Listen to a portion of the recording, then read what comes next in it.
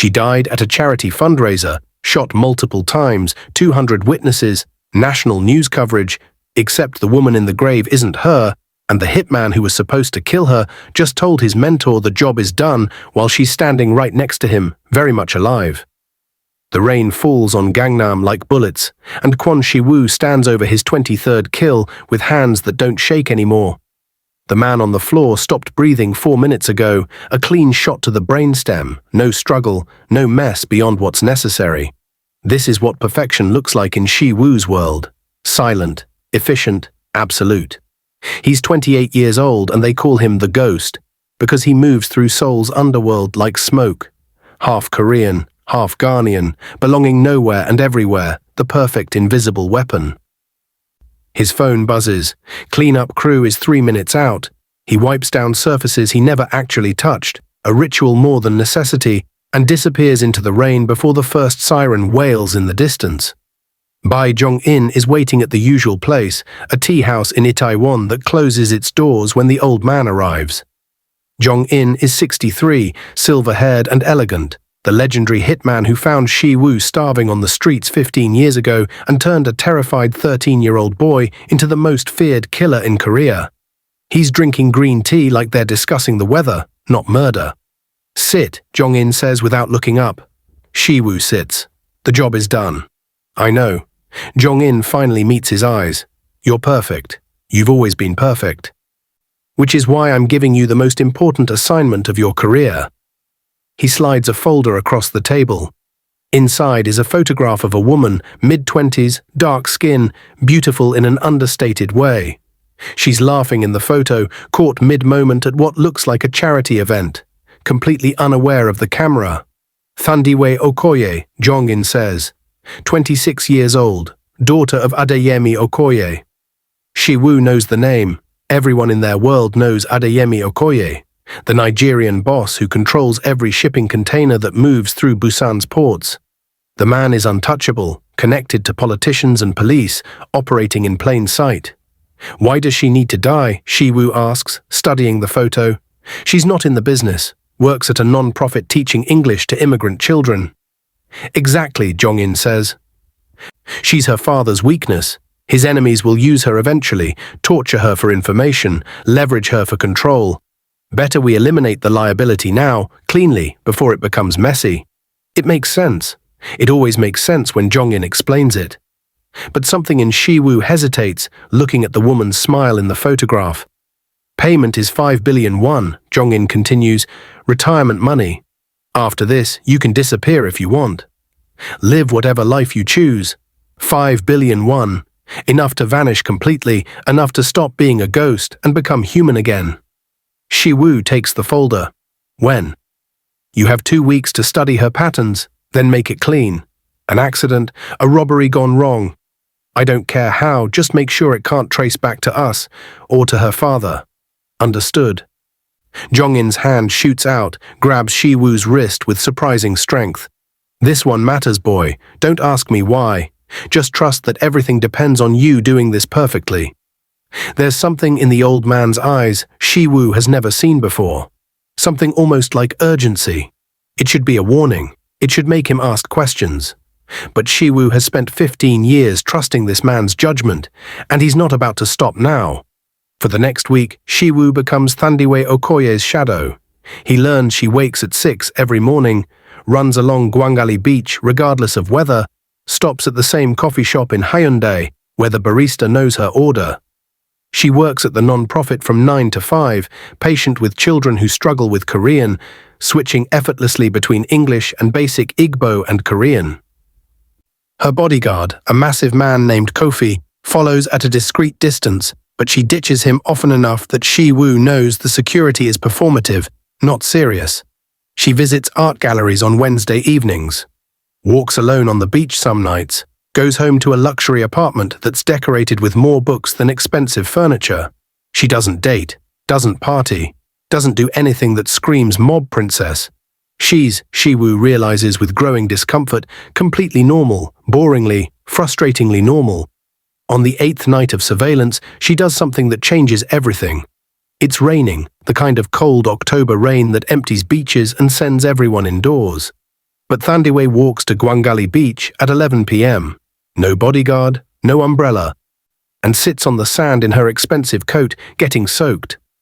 Shi-woo watches from his concealed position near the pier. He's close enough to see her shoulders shaking, close enough to hear when she whispers to the black ocean, "I just want to disappear." The words hit him like a physical blow because he's said the exact same thing to himself 100 times, standing over bodies, washing blood from his hands, lying awake at 3 a.m., wondering if there's a version of his life where he's not a weapon. She sits there for 20 minutes, crying in the rain, and Shi-woo has his shot. The beach is empty. The visibility is terrible. He could walk up behind her, one quick motion, make it look like she drowned or was attacked by someone random. It would be perfect. His hand moves to the knife in his jacket. His feet carry him 3 steps closer. Then Thandiwe stands, wipes her face, and walks back toward the street like nothing happened. And Shi-woo, the ghost, the man who never hesitates, lets her go. He tells himself he needs more time to study her patterns. He tells himself the beach was too risky. He tells himself a lot of lies that night and doesn't sleep at all. The next day, he makes contact. The art gallery she visits every Wednesday is showing a postmodern exhibition, lots of abstract shapes and pretentious descriptions. Shi-woo has spent 2 hours researching the artists, memorizing talking points, preparing to seem cultured and interesting.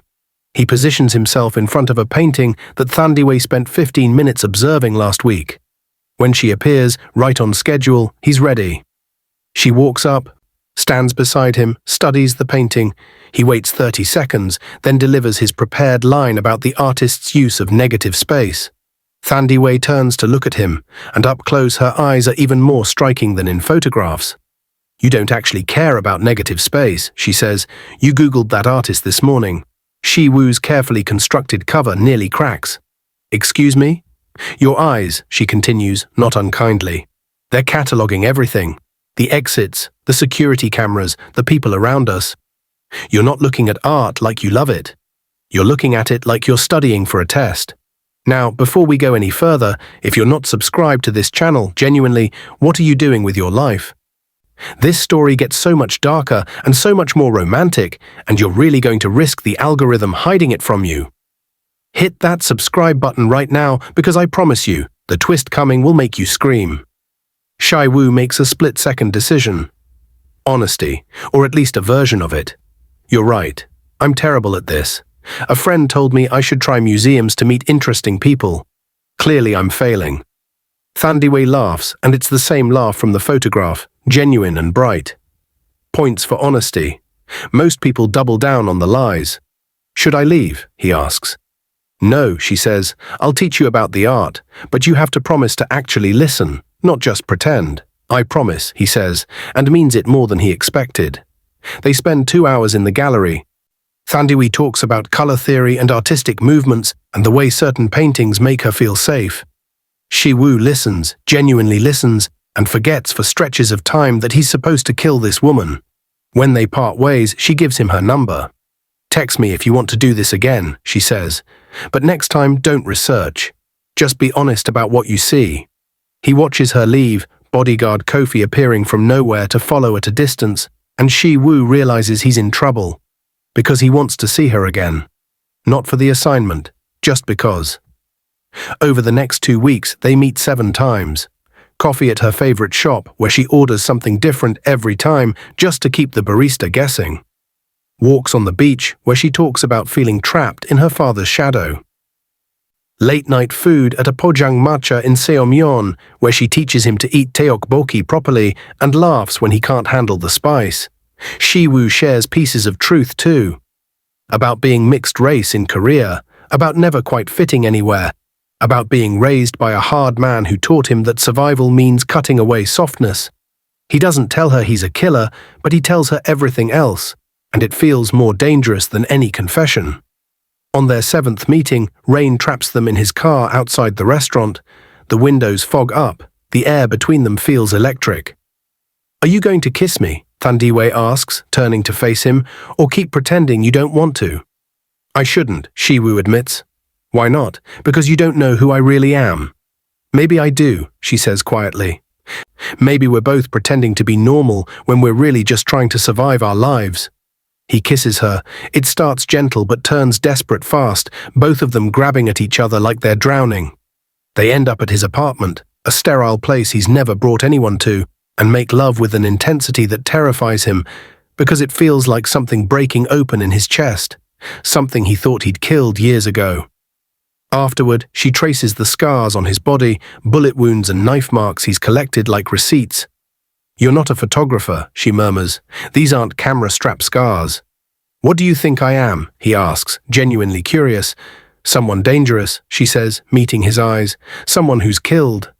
"Just like my father's men." Shi-woo goes very still. "You knew?" Thandiwe sits up, pulls the sheet around herself. "I've been watched my whole life. I know when someone's studying me. I knew you were different from the first day at the gallery. The question is," she reaches out, touches his face, "why haven't you killed me yet?" His heart stops. "How long have you known?" "Kofi told me someone new was in my surveillance photos. Someone professional. I figured my father's enemies finally sent someone. So I tested you, and you," she smiles sadly, "failed the test. Because you're not here to kill me anymore, are you?" "No," Shi-woo whispers. "I'm not." "Good," she says, "because I think I'm falling for you. And I'd really hate to have feelings for my assassin." The next morning, Shi-woo makes the call that will destroy his entire life. Jong-in answers on the second ring. "The job is done," Shi-woo says. "She's dead." There's a pause. "Proof? I'll send photos in 48 hours. Need to stage the scene properly." "Good boy," Jong-in says, and there's something satisfied in his voice that Shi-woo doesn't understand. "Come home when it's finished. We'll celebrate." Shi-woo hangs up and looks at Thandiwe, awake now and watching him with those knowing eyes. "You just lied to your boss," she says. "Yes." "Why?" "Because," he says simply, "I'd rather burn my whole life down than hurt you." She sits up. "Then we need to run. Because when he figures out you lied, he'll send someone else. And my father, if he finds out I'm involved with you, will kill us both." "I know." "So what do we do?" Shi-woo takes her hand. "We fake your death. We disappear. Together. And here's a real question for you. Have you ever made a choice that you knew would destroy everything you'd built? But you made it anyway because your heart gave you no other option? Drop your answer in the comments, because Shi-woo just burned his entire world for a woman he's known 2 weeks, and honestly, I need to know if you think he's brave or insane. Thandiwe should argue, should point out how insane this plan is. Instead, she asks, how? Shi-woo has 48 hours before Jong-in expects proof of death. His mind is already working through logistics, contacts he can leverage, favors he can call in. They'll stage something public, messy, so convincing that no one will question it. "Your non-profit is having a fundraiser tomorrow night," he says. 200 people, cameras everywhere. "How did you?" She stops. "Right. You've been studying me. We stage a kidnapping gone wrong," he continues. "Masked men attack, shoot you in front of everyone. In the chaos, we swap your body with a prepared corpse. By the time anyone realizes, we're gone. That's insane." "Yes. It could go wrong 1,000 ways. Yes. But you think it'll work?" He looks at her, this woman he was supposed to kill, and realizes he's never been more certain of anything. "It has to work. Because the alternative is losing you, and I can't do that." Thandiwe kisses him. "Then let's die tomorrow night, and live forever after." If you're still watching without hitting subscribe, I'm not even mad anymore. I'm genuinely concerned about your decision-making skills. This story is about to go completely off the rails in the best way possible. Subscribe now, turn on notifications, or spend the rest of your week trying to remember what this channel was called. Your choice. 24 hours later, the fundraiser is in full swing when 3 masked men burst through the doors of the community center and everything Shi-woo planned unfolds like a deadly ballet. The fundraiser attack is perfect chaos. Gunfire, screaming, Thandiwe falling in a spray of blood that looks horrifyingly real because Shi-woo mixed the packets himself. In the panic, while 200 witnesses sob and scramble for exits, while security rushes toward the masked shooters, Shi-woo and his contact swap Thandiwe's body with a prepared corpse in exactly 90 seconds. By the time paramedics arrive, The woman they're loading into the ambulance has been dead for 3 days. Dental records altered, fingerprints burned away with acid. By midnight, every news channel in Korea is running the story. Thandiwe Okoye's daughter, murdered by unknown assailants at a charity event. The nation mourns. The crime lord is unreachable for comment, and Thandiwe Okoye, very much alive, watches her own death coverage from a safe house in the mountains with Shi-woo's arm around her shoulders. "I'm free," she whispers, but she's shaking. "For the first time in my life, I'm actually free." 4 weeks pass like a fever dream. They move between safe houses Shi-woo established over years of careful planning, staying ahead of any possible pursuit. They settle temporarily in a fishing village near Pohang, using false identities, Junho and Nari, a married couple. He does carpentry work. She tutors local children. It's domestic and simple and everything Shi-woo never imagined his life could be. But something is wrong. Thandiwe disappears for hours sometimes, vague explanations about walking or shopping, but returns with no bags, no real details. She has a second phone she thinks Shi-woo doesn't notice, takes calls outside in the middle of the night, speaking in hushed, urgent tones. Shi-woo's training won't let him ignore patterns. On the 27th day, he follows her. She drives 90 minutes to Busan, parks in a commercial district, meets a nervous man in an expensive suit. They exchange a manila envelope for a brushed metal briefcase. Very professional, very secret. When she returns that evening, Shi-woo is waiting at their small kitchen table. "Who was that man?" he asks quietly. Thandiwe doesn't even flinch. Sets down her bag with careful precision. "Someone helping me." "Helping you do what?" She meets his eyes, gathering evidence against my father, everything he's done, everyone he's hurt, every crime he's committed. Enough to bury him completely. "Why didn't you tell me?" "Because you would have tried to stop me," she says. "You would have said it's too dangerous, that we should just disappear and forget everything." "We should," Shi-woo stands. "We're safe here, Thandiwe." "Why destroy that?" "Because he's still out there." Her voice hardens in a way he's never heard. Still trafficking people, still destroying families, still operating like he's untouchable. And I can stop him. I have information no one else has. "You are not responsible for stopping your father." "Yes, I am," she snaps. "Because if I don't, we'll spend the rest of our lives looking over our shoulders, waiting for the moment he finds us." Before Shi-woo can respond, his phone rings. Yoon Sera, his handler, the only person from his old life he trusts. Her voice is pure panic. "Shi-woo, you need to disappear. Right now, completely." "What happened?" "Jong-in knows you lied. He knows she's alive. There's a bounty on both your heads. Every hitter in Korea is looking for you. How does he know?" "Someone sent him proof," Sarah says. "Photos of you and Thandiwe together, alive, from 2 days ago. It came with a message. She's ready to come home now." Shi-woo's blood turns to ice. He looks at Thandiwe, whose face has gone pale. "Someone's been following us, photographing us. They sent proof to Jong-in." "That's impossible," Thandiwe breathes. "We've been so careful." "The message," Shi-woo says slowly, "she's ready to come home." "That sounds like your father, like he's been waiting." Understanding crashes over Thandiwe's features. "Unless he knows I'm not dead. Unless Kofi told him. Unless this whole time my father has known and been waiting to see what I'd do. Something else. I'm 5 weeks pregnant. It's yours. The world stops spinning." "Are you sure?" "I found out 3 days ago. I was going to tell you. She trails off. Shi-woo looks at this fierce woman carrying his child, and something crystallizes. "If you're still watching without subscribing, I'm genuinely worried about you. We're about to hit the climax."